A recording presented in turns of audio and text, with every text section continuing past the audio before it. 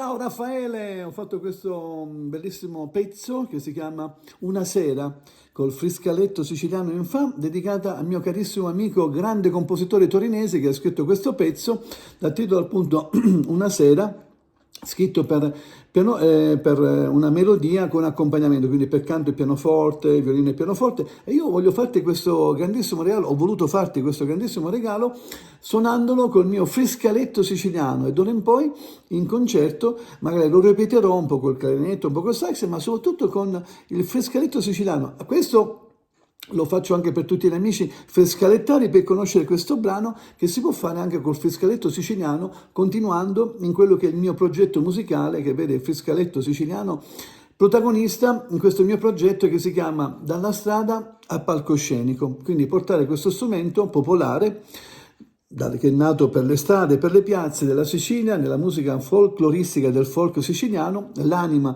e il suono anima della Sicilia, portarlo all'onore dei teatri, delle sale da concerto. Ciao Raffaele, te l'ho dedicato, te lo dedico a te, ma anche a tutti gli amici friscalettari del mondo, una sera col friscaletto siciliano in fa. Ciao, iscrivetevi al mio canale YouTube per avere gli spartiti, per avere consiglio, il tutto gratuito, diffondetelo in modo che io vi possa aiutare di più, anche possa sostenere anche le spese legate a questo, che mi arriva qualche soldino magari con YouTube. Ciao ragazzi, viva il frescaletto, ricordatevi Raffaele Montanaro, il brano è Una sera. Ciao ciao a tutti, ciao!